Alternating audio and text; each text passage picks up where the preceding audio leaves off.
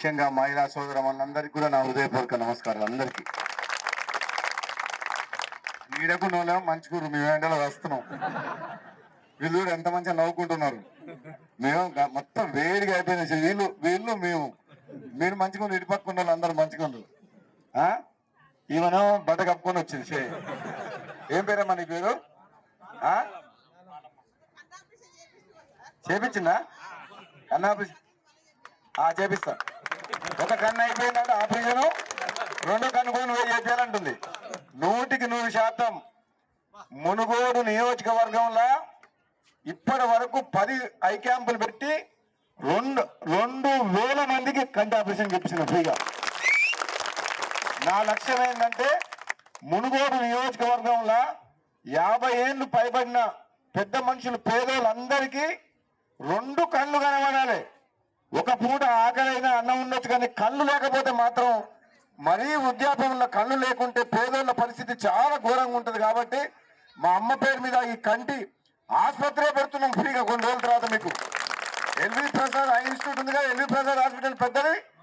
ఆ ఇన్స్టిట్యూట్ తో మాట్లాడినా మన నియోజకవర్గంలో ఒక హాస్పిటల్ కట్టిస్తున్నారు ఫ్రీగా. మా అమ్మ పేరు నేను బిల్డింగ్ కట్టిస్తా అని చెప్పినా వాళ్ళు నడుపుతామని చెప్పి ఇక క్యాంప్ కూడా అవసరం లేదు. ఇక తరతరాలు ఇంకా 100 ఏళ్ళు అయినా సరే ఈ ప్రాంత ప్రజలు ఎవరు పోయినా సరే కంటి సమస్యలకు ఫ్రీగా డబ్బులు ₹1 లేకుండా సర్జరీ చేస్తామని చెప్పారు. అందుకనే మీ అందరికి బాలమ్మ మీ అందరికి కూడా అది మంచి కార్యక్రమం. అది నిరంతరంగా కొనసాగుతుంది. ఒక నెల రోజులు 2 నెలలు కాదు, ఇప్పుడు 10 నెలలే మొదలుపెట్టి నెలకోసారి పెడుతున్నాం. ఈ డిసెంబర్ మంత్ లో ఈ పంచాయతీ ఎన్నికలు వచ్చినాయని బంద్ చేసినాము. మన జనవరి మంత్ లో మళ్ళీ పెడతాం. నెలకొకసారి పెడుతూనే ఉంటాం. ఒక్క నిమిషం అయిపోయినాక మాట్లాడుతున్నాం. మీ అందరికి కూడా చెప్తున్నా, ఒక్క నిమిషం అందరు కూడా చెప్తున్నా, నాకంటే ముందు అభ్యర్థి మాట్లాడిండా మధురాజు మాట్లాడిండు. వాళ్ళు మాట్లాడింది నేను రిపీట్ మళ్ళీ చెప్పిందే చెప్పడం అవసరం లేదు. ఈ ఎండలో మేము కాలం వస్తున్నాం, మీ అందరు నిలబడ్డదు. నేను ఒక్క మాట చెప్తున్నా, మస్తాన్ బాబు యాదవ్ గురించి మీ ఊరు బిడ్డ ఈయన చూసిర్రు. ఇప్పుడు అభ్యర్థిని ఆ దొంగను చూసిర్రు, భూమి కబ్జా చేసి దొంగను చూసిర్రు. ఈయనకెట్ల పేరుంది ఊళ్ళో, ఆయనకెట్ల పేరుంది, ఆయన పైసల బల్బు ఎట్లుంది, భూములు దొంగతనం చేసి ఎన్ని కోట్లు సంపాదించిండు. ఇక పైసలు మూటలు తీసుకొని వస్తాడు. మరి ఆయన కోటేస్తారా? నిజాయితీగా పనిచేస్తాను ఒక పేదోడు వస్తుంది, ఈయన కోటేసి గెలిపిస్తారా? ఇక మీరు చెప్పాలి. మల్కాపురం ఊరులు ఎవరు కోటేస్తారు? మీకు నిజాయితీగా మీ కుటుంబ సభ్యుల్లాగా 5 ఏళ్ళు మీకు ఆపదొచ్చినా సాపదొచ్చినా మీకోసం కష్టపడి వస్తున్నా మస్తాన్ బాబు కోటేస్తారా? భూములు కబ్జా చేసి కోట్ల రూపాయలు సంపాదించి పైసలకు ఇస్తామని చెప్పి తాగిపిస్తామని తినిపిస్తామని చెప్పి మీకు ఆయన వస్తాడు. మరి 5 ఏళ్ళు సేవ చేసేవాడు కావాలన్నా? ఎటువంటి వాడు కావాలా మీకు? అందరు చెప్పరు ఎటువంటి వాడు కావాలి? మంచోడు కావాలన్నా వద్దా? 5 ఏళ్ళు నిజాయితీగా పనిచేసే పేదోడు కావాలన్నా వద్దా? ఒకసారి చేయలేక అందరూ లేవట్టు. అందరూ నిజాయితీకే మా ఓటు, అభివృద్ధికే మా ఓటు, మంచోడికే మన ఓటు. నేను ఒక్కడే మాట చెప్తా, కొన్ని 100 అన్ని ఊళ్ళు తిరుగుతున్నాయి కదా, అందరూ పైసలు ఇస్తుండ్రు. అందరూ మంచోడు ఇస్తుండు, చెడ్డోడు ఇస్తుండు. మరి ఓటు కోటేయాలి? పైసలు ఆయన దగ్గర కూడా తీసుకోవాలి. వద్దరొద్దు. ఎందుకంటే అది దొంగ సొమ్ము, దోచుకున్న సొమ్ము తీసుకోవాలి. ఎందుకంటే 10 ఏళ్ల పాటు టిఆర్ఎస్ ప్రభుత్వంలో ఉన్న నాయకులు, ముఖ్యమంత్రి కేసీఆర్ కుటుంబం, ఎమ్మెల్యేలు, మంత్రులు 1000 కోట్లు దోచుకొని రాష్ట్రాన్ని అప్పులపాలు చేసిండ్రు. అవి వాళ్ళ పైసలా మన పైసలా? మరి మీరు తీసుకుంటారా? తీసుకోవాలి, బరాబర్ తీసుకోవాలి. 10,000 ఇస్తారంటే 10,000 కాదు 20,000 ఇవ్వని చెప్పి అడుగురి. ఏమంటారు? 10,000 ఇస్తానికి వస్తే 10,000 20,000 కావాలని చెప్పి తీసుకొని బరాబర్. మరి ఓటు మాత్రం ఎవరికి వేస్తారు? ఏ గుర్తుకేస్తారు?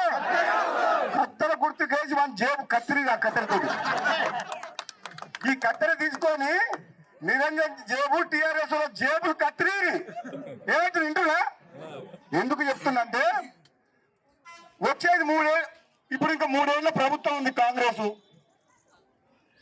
మల్కాపూర్ హైదరాబాద్ పక్కన ఉంది. భూములు కోట్ల రూపాయల విలువైన భూములు ఉన్నాయి. ఒక దొంగోని చేతులు అధికారం పెడతావా?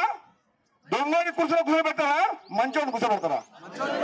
మీ ఆస్తులు కాపాడి ప్రభుత్వ ఆస్తులు పేదలకు పంచేటోడు కావాలన్నా, ప్రభుత్వ భూములు దోచుకునేటోడు కావాలన్నా? గట్టిగా చెప్పరు. ఎవరికి ఓటేసి కూర్చోబెడతారు? ఒక దొంగనా మంచోట్ల? ఒక భూ కబ్జాదారున నిజాయితీగా పనిచేస్తూ కూర్చోబెడతారా? నేను చెప్తున్నా, నేను మస్తాన్ యాదవ్ గురించి మాట్లాడినా. పైసలు లేవు సార్ అన్నారు. మన అందరం ఉన్నాం కదా, వెనకకెళ్ళి భగవంతుడు ఉన్నాడు. పేదోళ్ళ ఆశీర్వాదం, మల్కాపూర్ గ్రామస్తుల ఆశీర్వాదంతో రాజగోపాల్ రెడ్డి ఎట్లా గెలిచిండో మస్తాన్ యాదవ్ కూడా గెలుస్తాడని చెప్పి నిజాయితీగా నేను పని చేస్తా. మీ కష్ట సుఖాల్లో పాలు పంచుకుంటా. మీకు ఆపద వచ్చినా సాపద వస్తున్నా ఉంటా నేనంటే నన్ను ఎట్లా నమ్మిరో జనాలు మస్తాన్ని కూడా నమ్ముతారు అని చెప్పిన. అవతల దగ్గర పైసలు ఉంటే పైసలు పనిచేయవు, పైసలు ఎప్పుడు పనిచేయవు. పైసల అహంకారం ఎక్కువైనోడికి మల్కాపూర్ ప్రజలు సమాధానం చెప్తారు ఎన్నికలని చెప్పిన. ఇది ఆత్మగౌరవానికి, ధర్మానికి, అధర్మానికి జరుగుతున్న పోరాటంలో మీరు ధర్మం వైపు ఉంటారా లేదా? సప్పుడు మల్కాపురం అందరూ మాట్లాడరు. ధర్మాన్ని మీరు కాపాడితే ధర్మం మిమ్మల్ని కాపాడుతుంది. అవునా కదా? నిజమా కదా? ఒకసారి ధర్మం వైపు ఉండే చేయలేబట్టి అంత ధర్మం అందరు లేకపోతారు. వెనకకున్న వాళ్ళు అధర్మం వైపు ఉంటారా? మీరు ఎటుంటారు? ధర్మం వైపు ఉంటారా? అక్కడ వెనక కూర్చున్నారు. ధర్మం వైపు ఉంటారా? ధర్మం వైపు ఉంటారా? చెట్టుకి అక్కడ కూర్చున్నారు, దుకాణం ముందర కూర్చున్నారు. అక్కడ ముచ్చట పెట్టరు. ధర్మం కావాలా? ధర్మం కావాలా? ధర్మం కావాలా? ధర్మం వైపు ఉండండి. ధర్మం మిమ్మల్ని కాపాడుతుంది, మీ కుటుంబాన్ని కాపాడుతుంది, మీ ప్రాంతాన్ని అభివృద్ధి చేస్తుంది. మేమున్నాం మీ వెనకాల. ఈ వెనకాల నేనున్నా, ప్రభాకర్ రెడ్డి ఉండు, పద్మరాజు ఉండు, ఎంతో మంది నాయకులు, మండల నాయకులు ఉండు, శ్రీనివాసరావు ఉండు. మేము చెప్తూ మేము మాటిస్తున్నాం. మీకు ఇంకా 3 ఏళ్ళు ప్రభుత్వం ఉంది. మీకు ఇంకొక మాట చెప్తా. టీఆర్ఎస్ ఓట్లు ఏమంటుండు? అధికారం ఉందా? వాళ్ళకి ఎమ్మెల్యే ఉందా? వాళ్ళకి ఎంపీ ఉందా? వాళ్ళ ప్రభుత్వం ఉందా? ఎందుకేయాలి మరి ఓటు? ఎందుకేయాలి? పైసలు సంపాదించుకుంటుందికా? భూములు కబ్జా చేస్తుందికా? ఎందుకేయాలి? అనుకో ఏమైనా పని చేస్తారా? మీకు పోలీస్ స్టేషన్ పోతారు, మీ డెవలప్మెంట్, మీ రోడ్లు, మురికి కాలువలు, కరెంటు, మంచినీళ్ళు, మీ ఉద్యోగం, ఏదైనా పని కావాలంటే మీరు ఓటేసిన గెలిపించడానికి పని చేయగలుగుతారా? గవర్నమెంట్ ఉందా? ఏమంటాడు ఆయనే? పని చేయమంటే పని నాతోటి రాదంటాడు. మరి ఓటేసి గెలిపించిన మీరు గట్టిగా అడిగిన అనుకో, పుణ్యానికి వేసినావా, పైసలు తీసుకొని వేసినావు అంటాడు. అప్పుడు ఏం చెప్తారు? మీరు ఏం చెప్తారు? సపరే బాలమ్మా ఏం చెప్తారు? పైసలు తీసుకొని వేసి పుణ్యానికి వేసినారు. మేమేమంటున్నాం? మా ప్రభుత్వం ఉంది, ఎమ్మెల్యే ఉన్నాడు, ఈ వెనకాల ఎమ్మెల్యే ఉన్నాడు. ఆయనకున్నాడు ఎమ్మెల్యే? కూసుకుంటూ ఎక్కడో ఒక చెట్టు కింద పడుకున్నాడు. ఏడు కూసుకుంటా ఆ కూసుకుంటా బాసే పాములో పన్నాడు కాదిరిగి. కేసీఆర్ ఏడుండు? కేసీఆర్ కూడా నన్ను అధర్మంగా ఓడవచ్చిందా లేదా? నేను ఉప ఎన్నికలకు పోతే మన కాంగ్రెస్ పార్టీ ఎమ్మెల్యేలను తీసుకొని ప్రజాస్వామ్యంలో ప్రతిపక్షం లేకుండా చేసి మోసం చేసి మన మున్గోడుకు అన్యాయం చేస్తే రాజీనామా చేసి కొట్లాడితే 100 మంది ఎమ్మెల్యేలను తీసుకొచ్చి ఊరుకో ఎమ్మెల్యేని మంత్రిని పెట్టి అధికార దుర్వినియోగం చేసి ఓడగొట్టలేదు నన్ను. నా ఉసురు తాగిందా లేదా? నా కుటుంబం ఉసురు తాగిపోయిందా? మరి అప్పుడు మా ఎన్నికలప్పుడేమో మీకేమో పైసలు వచ్చాయి. పైసలు వచ్చినాయి రాలేదా? ఇంటికి ఏమి వచ్చినాయి? పైసలు వచ్చినాయి. నాకేమో నా పదవి పోయింది. మన నాతో పెట్టుకుంటే ఎక్కడ ఇప్పుడు కేసీఆర్ ఎక్కడ పడుకుండు? కేసీఆర్ ని గడ్డ దింపేందుకు మళ్ళా వచ్చి కాంగ్రెస్ లకు కొత్త దెబ్బకు పోయి ముసలి పడ్డాడు, నడువులు ఇరిగి పడ్డాడు. ఉంటుందా కేసీ? ఇప్పుడు నిరంజన్ సంగతి వదిలిపెట్టు.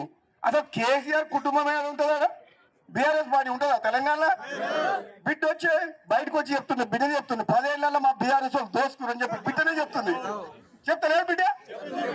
ఇప్పుడు కొడుకో దిక్కు పోయిండు, అల్లుడో దిక్కు, బిడ్డో దిక్కు ముసలి మంచానికి పట్టి ఆడున్నది బీఆర్ఎస్ పార్టీ కూర్చుకుంటలేమో నాతో కాదని చెప్పి చేతులు ఎత్తేసిండు. ఈ రాజగోపాల్ రెడ్డితో నేను కొట్లాడలేను, నా వల్ల కాదు అంటున్నాడు. వాళ్ళు ఇంటనే అంటున్నాడు, నువ్వు గెలువ ఇంకా 100 సార్లు పొడి చేసినా గెలవని చెప్తున్నాడు. గెలిచాడా? కూసుకుంటా గెలుస్తాడా? కూసుకుంటే ఎమ్మడి ఉన్నోళ్ళు భూ కబ్జాదారులు, నా ఎమ్మడి ఉన్నోళ్ళు మస్తాను పబ్బురాజు ప్రభాకరు. ₹1 తిన్నట్టు ఎక్కడ చూపిస్తారా? నేను 20 ఏళ్ళ నుంచి రాజకీయాలున్నా, ఎంపీగా ఎమ్మెల్సీగా ఎమ్మెల్యేగా ₹1 తిన్నట్టు 1 ఎకరం భూమి కానీ ఎప్పుడైనా విన్నారా? మీరు ఎవరున్నా? మా వాళ్ళు అట్లుంటారు. జనం కోసం ప్రజల కోసం రాత్రి మగళ్ళు అవసరమైతే జేబులోకి వెళ్ళి పైసలు ఖర్చు పెట్టుకునే సరే ఆ ప్రాణం కాపాడటం తప్పితే 1 పైస ముట్టుకోండి. ఎన్ని ప్రాణాలు కాపాడిన చేతులు మీరు చూస్తలేరు? మన చిన్న కొండూరులో ఒక పేద తల్లి వచ్చింది, కొడుకుని 26 ఏళ్ళ కొడుకుని తీసుకొని వచ్చింది. కిడ్నీలు పేరైనా సారు నా కొడుకుని బతికేమని ఏడ్చింది. నేను ఎన్ని లక్షలు అయితే అని అడగలే. హాస్పిటల్లో పోయి కిడ్నీ ట్రాన్స్ప్లాంట్ చేపిస్తే ఆపరేషన్ చేపిస్తే 12.5 లక్షలు అంటే నా అకౌంట్లోకి వెళ్ళి ట్రాన్స్ఫర్ చేసిన 12.5 లక్షలు. 12.5 లక్షలు. ఆ తల్లి దళిత బిడ్డ, దళిత తల్లి నా జీవితంలో గణేష్ నేను హాస్పిటల్ పోయిన చూస్తానుకు నా పైసలు లేవు, నేను ఇవ్వకపోతే ప్రాణం పోయేది, కొడుకుని బతికించుకోవాలని ఏడ్చింది. 6 నెలల్లో 3 సార్లు వచ్చి నీ మాట ఇచ్చినా నీ కొడుకును బతికిస్తా, అది 12 లక్షల కోటి రూపాయలన్నా నేను బతికిస్తా అని చెప్పి నేను ఇప్పుడు చెప్తున్నా.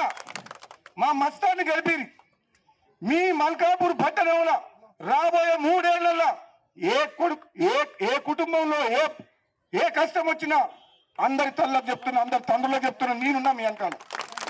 ఏ ఆపద వచ్చినా సాపద వచ్చినా ఓట్లు లేవు. ఇప్పుడు నాకు ఎమ్మెల్యేకి 3 ఏళ్ళు ఉంది, కానీ మీకు మాట ఇస్తున్నా, ఆపద వస్తే ఆదుకుంటా, కష్టాల్లో ఉన్న పేదవాళ్ళకు మీ ఎంట ఉంటా. మా నాయకత్వం, మా మనుషులు నిజాయితీగా పనిచేసే మస్తాన్ని గెలిపిమంటున్నా. గెలిపిస్తారా లేదా? పైసలు 2 రోజులు ఉంటాయమ్మా, 10,000 ఇస్తాడు. బాలమ్మా ఎవరింట్లో కష్టం వచ్చింది 2 లక్షలు కావాలి హాస్పిటల్లో, నేను ఇస్తా అంటున్నా. ఆపద వస్తే నేను పెడతా అంటున్నా. పైసల కోట్లు అమ్ముకోవద్దు. ఏమంటున్నా? పైసలు కాదు, మీ ప్రాణాలు కాపాడేటోడు, మీ కష్టం వస్తే మీకు ఆదుకునేటోడు కావాలి. ఉన్నానా లేదా? నేను కొన్ని వేల ప్రాణాలు కాపాడినా, కొన్ని వేల కుటుంబాన్ని బతికించిన, వేల కుటుంబాన్ని నిలబెట్టిన. నేను చెప్తున్నా, మల్కాపూర్ పట్టణంలో మల్కాపూర్ ఊళ్ళో నన్ను 2 సార్లు 3 సార్లు గెలిపించారు. ఇది ఒక్కసారి సర్పంచ్ గెలిపి ఇంకా 3 ఏళ్ళు మా ప్రభుత్వం ఉంది. ఇక నేను చేయాల్సిన పనులు కూడా చాలా ఉన్నాయి చేస్తా అంటున్నా. అంత ముందుకు ఓట్లు ఏమంటుండు? అధికారం ఉందా? వాళ్ళకి ఎమ్మెల్యే ఉందా? వాళ్ళకి ఎంపీ ఉందా? వాళ్ళ ప్రభుత్వం ఉందా? ఎందుకేయాలి మరి ఓటు? ఎందుకేయాలి? పైసలు సంపాదించుకోవడానికా? భూములు కబ్జా చేస్తానుకా? ఎందుకేయాలి? ఆయనకు ఏమైనా పని చేస్తాడా? మీ పోలీస్ స్టేషన్ పోతారు, మీ డెవలప్మెంట్, మీ రోడ్లు, మురికి కాలంలో కరెంటు, మంచినీళ్ళు, మీ ఉద్యోగం ఏదైనా పని కావాలంటే మీరు ఓటేసిన గెలిపించే ఆయన పని చేయగలుగుతాడా? గవర్నమెంట్ ఉందా? ఏమంటాడు ఆయనే? పని చేయమంటే పని నాతోడు కాదంటాడు. మరి ఓటేసి గెలిపించడం మీరు గట్టిగా అడిగిన అనుకో, పుణ్యానికి వేసినావా, పైసలు తీసుకొని వేసినావు అంటాడు. అప్పుడు ఏం చెప్తారు మీరు? ఏం చెప్తారు? సప్పుడే బాలమ్మా ఏం చెప్తారు? పైసలు తీసుకొని వేసి పుణ్యానికి వేసినారు. మేమేమంటున్నాం? మా ప్రభుత్వం ఉంది, ఎమ్మెల్యే ఉన్నారు, ఈ వెనకాల ఎమ్మెల్యే ఉన్నారు. ఆయన కూడా ఎమ్మెల్యే కూసుకుంటూ ఎక్కడో ఒక చెట్టు అనుకున్నాడు. ఏడు కూసుకుంటా ఆ కూసుకుంట్ల బాసే పాలనలో పండు కాదిరిగి కేసీఆర్ ఏడుండు. కేసీఆర్ కూడా నన్ను అధర్మంగా ఓడగొచ్చిండా లేదా? నేను ఉప ఎన్నికలకు పోతే మన కాంగ్రెస్ పార్టీ ఎమ్మెల్యేలను తీసుకొని ప్రజాస్వామ్యంలో ప్రతిపక్షం లేకుండా చేసి మోసం చేసి మన మున్గోడుకు అన్యాయం చేస్తే రాజీనామా చేసి కొట్లాడితే 100 మంది ఎమ్మెల్యేలను తీసుకొచ్చి ఊరుకో ఎమ్మెల్యేని మంత్రిని పెట్టి అధికార దుర్వినియోగం చేసి ఓడగొట్టలేదు నన్ను. నా ఉసురు తాగిందా లేదా? నా కుటుంబం ఉసురు తాగిపోయినా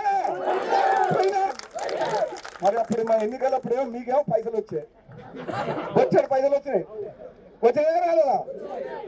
ఇంటికైనా వచ్చినాయి. పైసలు వచ్చినాయి, నాకేమో నా పదవి పోయింది. మళ్ళీ నాతో పెట్టుకుంటే ఎక్కడ ఉన్నాడు ఇప్పుడు కేసీఆర్? ఎక్కడ పెట్టుకుని కేసీఆర్ ని గడ్డ దింపేందుకు మళ్ళీ వచ్చి కాంగ్రెస్ లకు కొత్త దెబ్బకు పోయి ముసలి పడ్డాడు, నడువు నిరిగి పడ్డాడు. ఉంటుందా కేసీ? ఇప్పుడు నిరంజన్ సంగతి వదిలిపెట్టు, అసలు కేసీఆర్ కుటుంబం ఏదో ఉంటుందా? బీఆర్ఎస్ పార్టీ ఉంటుందా తెలంగాణలో?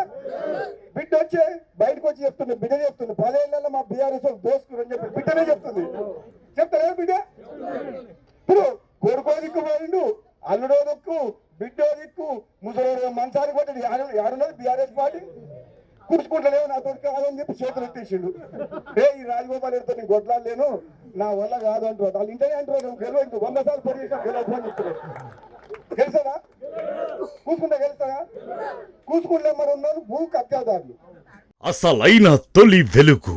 ఫాలో వాట్సాప్ @తొలి వెలుగు official.